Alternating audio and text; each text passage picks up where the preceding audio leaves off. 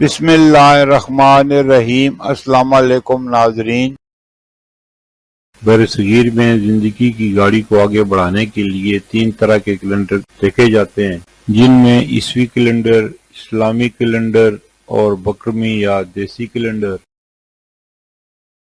عیسوی کیلنڈر کے حساب سے 12 جولائی 2025 دن ہفتے کا۔ پاکستان، بھارت، بنگلہ دیش اور دیگر ممالک میں ہجری یا قمری کیلنڈر کے حساب سے 16 محرم 1447 ہجری دن ہفتے کا۔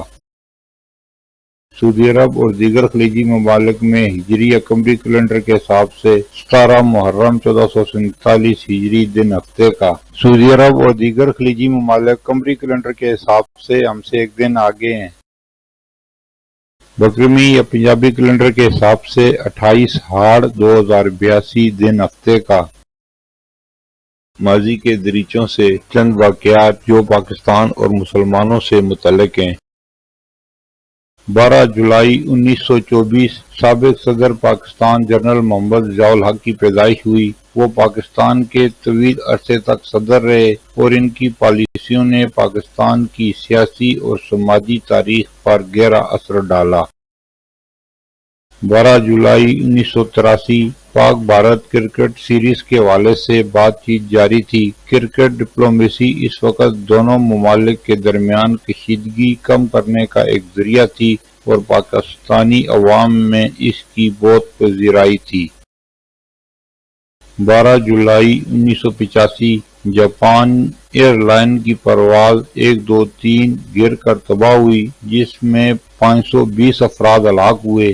یہ واقعہ پاکستان میں بھی زیر بحث آیا کیونکہ اس وقت عالمی ہوا بازی کے معیارات پر بحث شروع ہوئی تھی اور پاکستان ایئر لائن بھی عالمی معیار کو بہتر بنانے کی کوشش میں تھی۔ 12 جولائی 1990 پاکستان میں سیاسی تبدیلیوں کا دور تھا۔ اس وقت بے نظیر بھٹو کی حکومت کے خلاف تحریک عدم اعتماد کی تیاریاں ہو رہی تھیں، جو چند ماہ بعد کامیاب ہوئی۔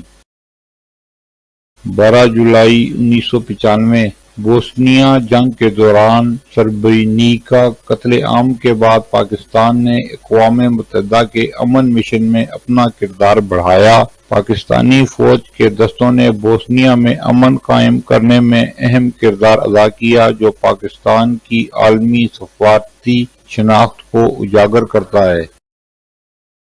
12 جولائی 2004 اقوام متحدہ کے سیکرٹری جنرل کوفی عنان نے اشرف جہانگیر قاضی کو عراق میں خصوصی نمائندہ نامزد کیا۔ 12 جولائی 2014 پاکستان عوامی تحریک اور تحریک انصاف نے اسلام آباد کی جانب مارچ کی تیاریوں میں اہم اجلاس کیا، جس سے بعد ازاں دھرنا تحریک کی بنیاد پڑی۔